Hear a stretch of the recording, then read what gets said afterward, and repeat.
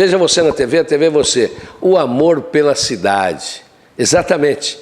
E o amor pela cidade traz uma figura exponencial do mundo da saúde, do mundo médico, dos esculápios de grande repercussão, grande nome. E é com muito orgulho que eu vou trazer as imagens de um primo-irmão, filho da querida tia Dora, irmã do meu pai, Alfredo Jorge, também conhecido por Ábido, de saudosas memórias. Minha homenagem ao Abílio, pai do Carlos, a tia Dora, meu pai, Ábido, Alfredo Jorge, minha mãe, Leonor. E permita-me que eu possa elogiar esse meu querido primo médico, Carlos Habib Cury. Deu essa entrevista por um Momento da Saúde da TV lá em São José do Rio Preto, e eu trago com muito orgulho, porque ele saiu na frente no transplante genético. Os senhores vão ver essa reportagem, que é muito inclusiva e ilustrativa. Carlos foi de uma felicidade muito grande, o seu colega médico que representou os cronistas, os repórteres, e os senhores vão assistir uma entrevista que é de alto alcance clínico, médico, cirúrgico. Parabéns, doutor Carlos Habib Cury, que é casado com a Maíta, doutora Maíta, que é sanitarista e coordenadora do setor sanitário de São José do Rio Preto. Um casal médico que orgulho de ser do meu sangue. Vamos lá, doutor Carlos Habib Cury, sua entrevista.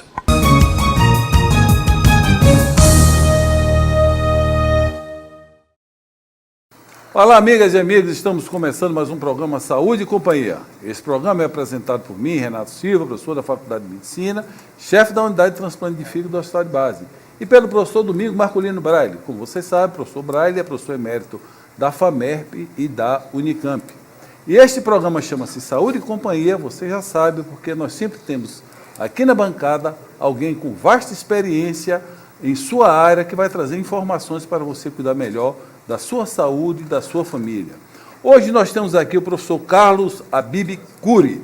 Professor Cury é professor da Faculdade de Medicina há mais de 40 anos, é o chefe da urologia, um homem que acompanhou a evolução da FAMERP e também a evolução da cirurgia. E ele, na realidade, ele nasceu no Líbano. Então, professor Cury, como é que você nasceu no Líbano e veio parar em São José do Rio Preto? É uma história muito interessante.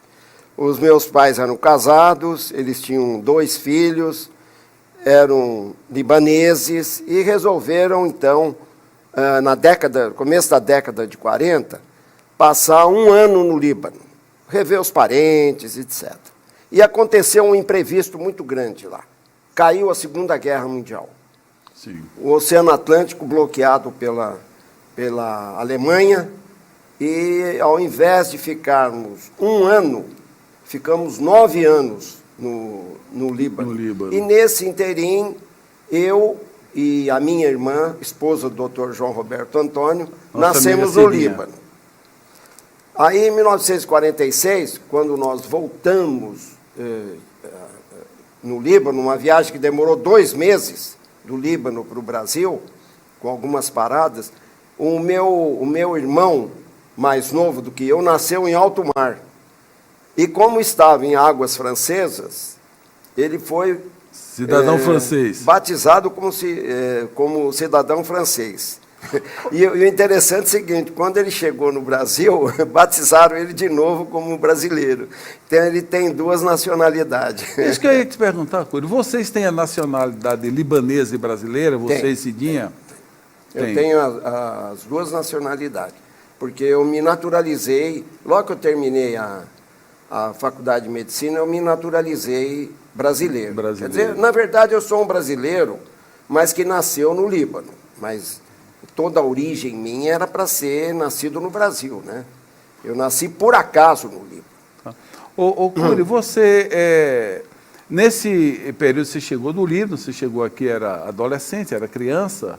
Eu tinha 2 anos e meio. 2 anos e meio. Memória nenhuma do Líbano, zero de memória. Nenhuma. Eu sei que eu era fluente com 2 anos e meio na língua árabe, lógico, com 2 anos você é fluente, falava muitas coisas erradas, etc. Mas eu sou que nem uma criança brasileira com 2 anos e meio que vai para o Líbano e acaba esquecendo quase que totalmente a sua língua. Eu entendo muito, mas eu não sou hoje fluente em árabe. Tá. Cury, tua família era votada para a área da saúde? Tinha alguém médico, teu Não. pai, tua mãe? Isso é importante porque a minha família completou há 2 anos atrás, através dos meus avós, 100 anos da família Cury no Brasil. Eu até escrevi um livro sobre isso. Eu tenho um livro, 100 anos da família Cury. Então, meus avós vieram para cá, não falavam uma palavra sequer em árabe. E eles vieram aqui amando de uns parentes nossos de Palestina para Boca do Sertão. E aí meus avós batalharam muito. A primeira profissão deles foram de mascate. Meus avós, por quê? Vieram, e tio avô, vieram 3 irmãos, uns casados, outros solteiros, e aqui eles praticamente ajudaram a construir essa cidade. Você tem na memória, assim, como você falou que vocês tinham, seu avô tinha parente em Palestina. Né? Como é que foi essa convergência? Praticamente, Palestina não existia há 100 anos atrás. Existia um núcleo chamado Jardins, próximo à Palestina, que depois migrou para a cidade que é Palestina. Palestina hoje tem 82 anos de idade, né? Então, a origem nossa mesmo começou na região de Palestina. E depois que 2 dos irmãos migraram, então, para Rio Preto e ajudaram aqui no comércio a desenvolver. Então, minha família era muito forte no algodão, né? No comércio do algodão. Tá. Nessa pesquisa que você fez, você escreveu esse livro, eu gostaria até que você me presenteasse com um livro desse. Você estudou provavelmente a árvore genealógica, enfim. Dentro dessa história da família Cury, a maioria foi para o comércio e a minoria para a saúde, ou existe Não, é o seguinte, a história vem um pouco mais atrás, porque no século XIX, Dom Pedro II fez uma viagem para o Oriente. Dom Pedro II, e visitou, aliás, devemos muita coisa a Dom Pedro II, ele não tinha preguiça de viajar, né?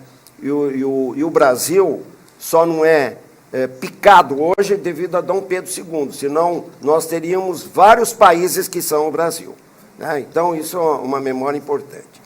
Quando ele passou naquela região do Oriente Médio, Egito, Síria, Líbano, Arábia, etc., ele convidava todas as pessoas para conhecer esse continente novo, abriu as portas para o Brasil. E foi isso que teve essa migração intensa de árabes no final do século XIX e começo do século XX. E nesse processo, então, os primeiros vinham escreviam maravilhas dessa cidade, desse país, e então incentivou muito os árabes no começo do século XX.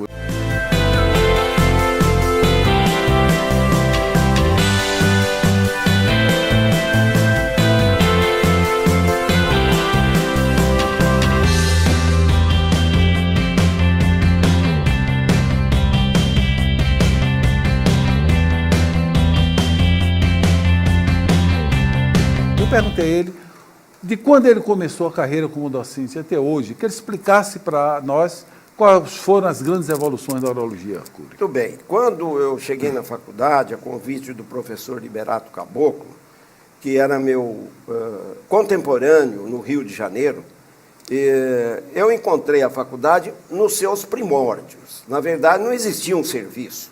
Existiam as cadeiras básicas, cirurgia clínica, pediatria e obstetrícia e ginecologia, especialidade não existia.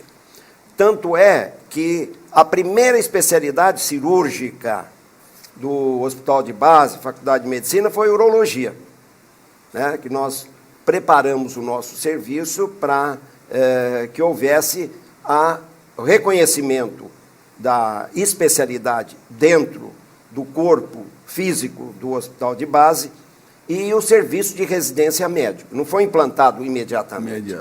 E hoje nós evoluímos de tal forma que começamos na época, com um residente e hoje nós temos 4, como são 3 anos de residência médica, nós temos um total hoje de 12 residentes. Né? E ainda para estabilizar a grande demanda de pacientes que tem no hospital de base. Mas a verdade é a seguinte, em relação à sua pergunta, quando nós chegamos no hospital de base, não havia nenhum equipamento. O equipamento básico que existia naquela época já tinha aparecido a fibra ótica, porém o hospital não era equipado. Então compramos esse equipamento, mas a urologia era muito limitada. A urologia, do ponto de vista endoscópico, era limitado da bexiga para baixo. Da bexiga para cima... Não se investigava. Não se investigava, que não existia equipamento. De lá para cá, houve uma evolução fantástica em todo tipo de equipamento. Equipamento de endoscópico e equipamento laparoscópico. Então, hoje é possível você investigar o aparelho urinário desde a uretra até o cálice superior. Você navega com o aparelho no interior do aparelho urinário. Então, uma cirurgia endoscópica que nós podemos dizer assim, um maravilhoso mundo da endourologia, porque é possível, dentro do espírito endoscópico, sem perfuração, você investigar todo o trato urinário. E tratar, investigar e tratar. Investigar e tratar. Então, foi uma evolução muito grande. Fora isso, equipamentos modernos, como o aparecimento do ultrassom, que ajudou muito na prevenção e aparecimento do diagnóstico precoce, principalmente dos tumores renais, que antes os tumores renais, como esses tumores malignos, de uma maneira geral, são tumores assintomáticos, até que eles apresentam o primeiro sintoma. Então, só quando apareceu o primeiro sintoma já eram inoperáveis. Avançados. Com o uso do ultrassom foi maravilhoso, porque hoje mais de 50% dos tumores renais aparecem de uma forma acidental. O paciente está fazendo o ultrassom de abdômen, detecta que ele tem o início de um tumor renal. Então, a chance de cura melhora muito. 100%, porque quando você pega um tumor pequeno renal, você pega numa fase curável da doença. E, consequentemente, o tumor renal é um tumor muito traiçoeiro, porque ele não responde nem à quimioterapia, nem à radioterapia. Ô, Cury, você está falando aí da evolução do diagnóstico, né, e a possibilidade de cura, como ele falou, de 100% dos tumores renais, quando diagnosticado precocemente.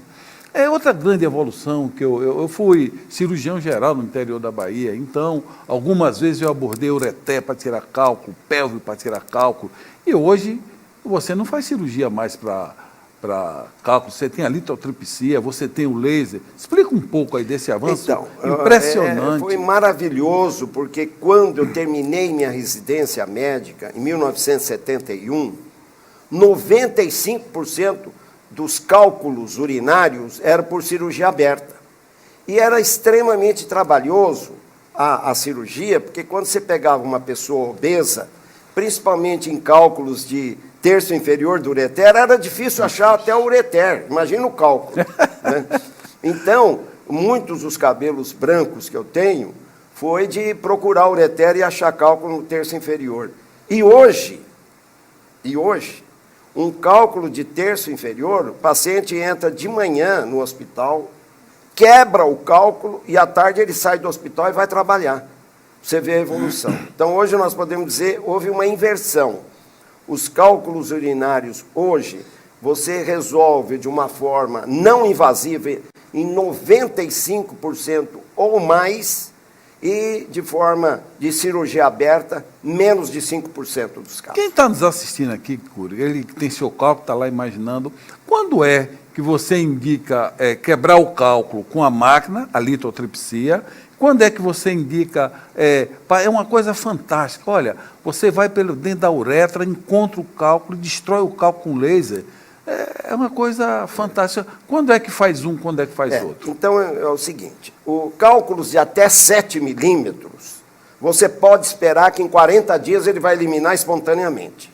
Até 7 milímetros. Até 7 milímetros. Então, o grande problema é que as pessoas têm pressa, a família pressiona, né? Você não dá oportunidade para o cálculo sair. E o cálculo que dói é o cálculo pequeno que vai sair. Cálculo que não dói é perigoso, porque são cálculos grandes que ficam no rim. Então, cálculos até 7 milímetros, as chances de serem eliminados é mais de 80%.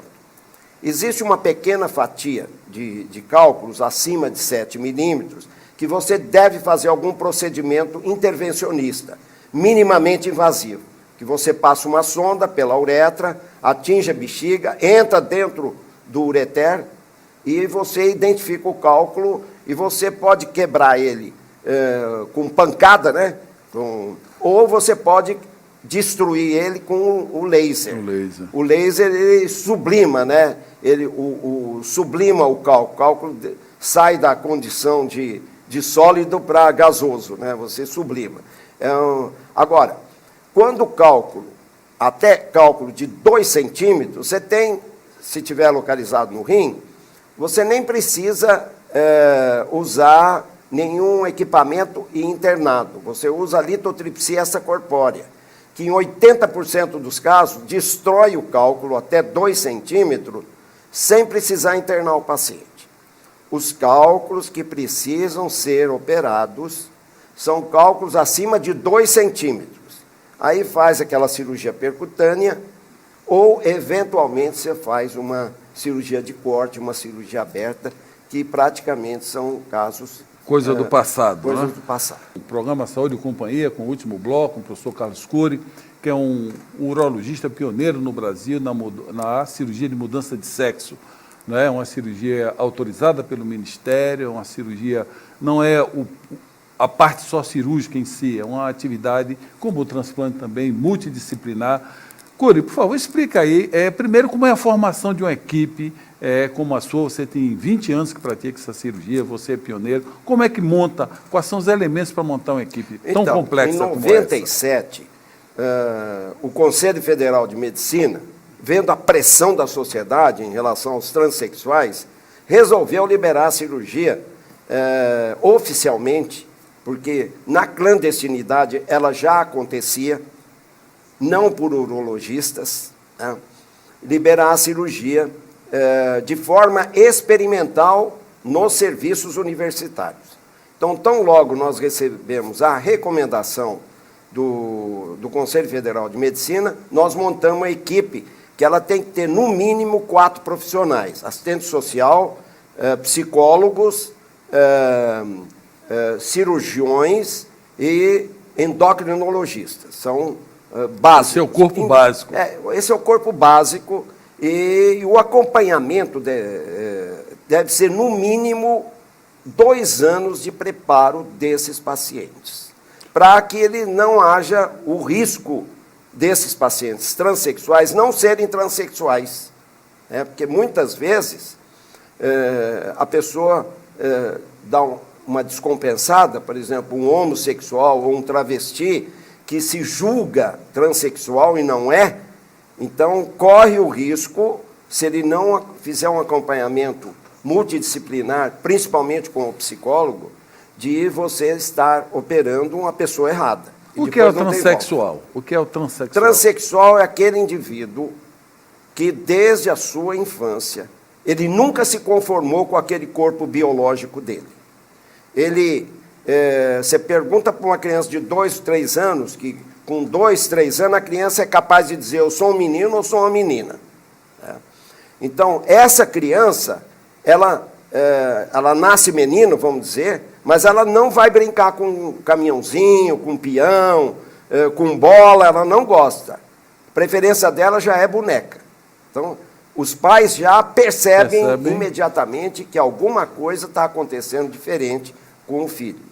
E hoje, nós estamos há 20 anos nesse processo, hoje a aceitabilidade paterna é muito grande, em função de um trabalho que nós iniciamos, divulgação nas várias redes de televisão, fomos em todos os canais de televisão divulgar esse trabalho, E agora tem continuidade em novelas, em séries, né? Então, de tal sorte hoje que a transexualidade está sendo muito bem aceita pela sociedade. Ô Cury, nesses 2 anos que você falou que é obrigatório, antes da decisão cirúrgica, obrigatoriamente essa pessoa é acompanhada pelo médico cirurgião, pelo psicólogo, e é fundamental a opinião final do psicólogo? É fundamental. Se o psicólogo falar, eu não recomendo a operação, o cirurgião não entra em campo, né? Então. Ele dá a última palavra, porque ele faz um acompanhamento semanal, quinzenal, mensal, trimestral. Então, esse acompanhamento é muito importante na vida do transexual, e se chega à convicção que ele se trata de um transexual. E gostaria de abrir um parênteses para dizer o seguinte: a sociedade confunde muito a homossexualidade, o travestismo, o bissexual com o transexual. Não é farinha do mesmo saco. Okay. O transexual, ele não se envolve nessa exposição que você vê, paradas gays, etc. Põe o nome lá do transexual, mas dificilmente ele está lá. O transexual é uma mulher à moda antiga, ou é um homem à moda antiga. O que é uma mulher à moda antiga? É aquela mulher que quer esperar o marido na sua casa, preparar um jantar, gosta de lavar roupa. É o perfil da mulher antiga. É uma mulher, na acepção da palavra, completa em todos os sentidos, só que num corpo que não é dela. Então, isso fica muito bem claro, porque em todo momento da entrevista e acompanhamento, ela se sente encarcerada num corpo que basicamente não é dela. Ela rejeita aquele corpo biológico. E tivemos casos interessantes, graves até, de pessoas que estavam enojadas com o seu órgão sexual masculino e não faziam nem higiene. E por não fazer a higiene... Rejeição total. Rejeição total. E por não fazer a higiene, contraíam pielonefrite aguda, grave, e que tinham que ser internados pela pielonefrite e recomendados para ter um pouco de cuidado com aquilo que seria importante para a cirurgia. Cury, nesses 20 anos que vocês praticam essa cirurgia, você tem mais de 120 casos, você tem ideia, assim, quantos foram avaliados e não foram dados a oportunidade de dizer, olha, você não é transexual, a cirurgia não está indicada? Vocês têm muitos casos assim? Tem muitos casos, porque no começo, eu vou falar de um período, então, que a gente atendia todo mundo. Nós tínhamos 300 na fila de espera, mas aos poucos, quem não vai largando as reuniões. Então, vão se afastando das reuniões. E você vê que o filtro vai ficando cada vez mais estreito, né? A grade vai ficando mais estreita. Então, eles, aos poucos, como ele tem que voltar muito e tal, se ele não tiver aquela convicção, ele se dispersa no meio do caminho. Cury, você é professor há mais de 40 anos, já formou inúmeros médicos. Alguma equipe que realiza essa cirurgia já foi formada aqui por vocês e atua em outro hospital universitário? Você tem ex-aluno seu que está atuando? Não, porque por um motivo muito simples. Quando nós começamos a fazer a cirurgia experimental aqui no nosso serviço, chegou a um determinado ponto que o movimento era muito grande, e começou a atrapalhar o funcionamento da própria urologia. Então, nós não tínhamos estrutura para fazer o procedimento pelo SUS. Então, nós não credenciamos o nosso serviço para o atendimento no SUS. Então, o que aconteceu? Na nossa grade de residência médica, esse procedimento não está incluso. Consequentemente, nós não preparamos o residente para esse tipo de cirurgia, mesmo porque, como nós fazemos só a cirurgia particular, Então, nós temos uma obrigação muito grande em relação a esse paciente particular. Então, o residente entra conosco, mas ele não tem o direito, então, de fazer essa cirurgia. Mas isso não é, você no teu serviço não tinha a obrigação de ter também um serviço pelo SUS? Então, qual é a limitação? O SUS limitação é explicável da seguinte forma. Não é como o transplante renal, veja bem, ou o transplante de fígado, em que o SUS paga uma extra cota. Quando o hospital é remunerado por uma cota extra. Nesse caso, da cirurgia transexual, ela entra num pacote de cirurgias convencionais. Então, o hospital não tem interesse em aumentar mais, porque ele já está com uma superlotação desse tipo de pacientes convencionais que precisam de atendimento de urgência, de emergência. Então, o hospital está saturado, ele não tem aqui um espaço exatamente para essa cirurgia, porque aí comprometeria o que já é saturado em outras áreas da medicina. Então, ela não entra no teto daquela cirurgia de alta complexidade? Não entra no teto de alta complexidade. Isso é que, o dia que ela for um extra-teto, no outro dia nós abrimos, então, um credenciamento.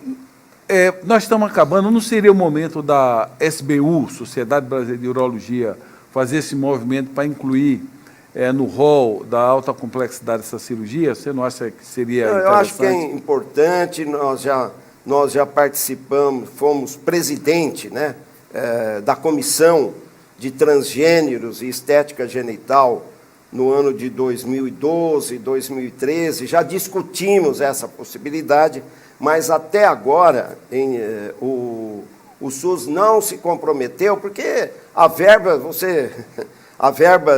do SUS é iníqua em relação à necessidade do nosso país, né? A necessidade do nosso corpo. Professor Cury, nós estamos chegando no final do nosso programa. Deixa uma mensagem para o nosso telespectador.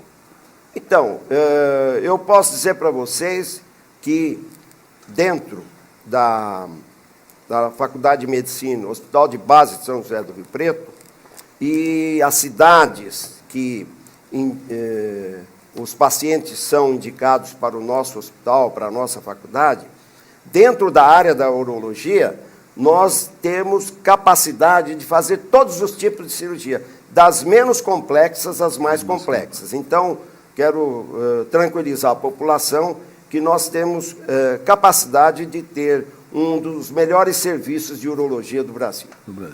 Obrigado, professor Cury. Boa semana para todos. Paz e saúde.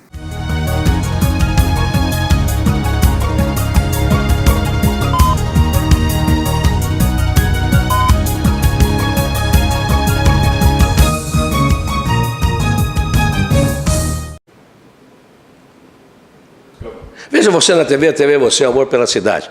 E assim a TV Cidade, Canal 7, cumpre um papel importantíssimo, ilustrativo, brilhantemente apresentado pelo Dr. Carlos Habib Cury, que eu tenho a felicidade de ter o meu sangue e eu ter o seu sangue. Ele é filho da tia Dora, irmã do meu pai, Alfredo Jorge Ábido. A você, Carlos Habib Cury, a doutora Maíta, enfim, a família Cury, que deu essa demonstração de inteligência, de cultura e, acima de tudo, de competência. Parabéns, Dr. Carlos Habib Cury, que se apresentou na TV Cidade, Canal 7, nesse programa que foi ao ar neste momento. Muito obrigado e até qualquer momento, quando a notícia, principalmente médica, nos chamar a atenção.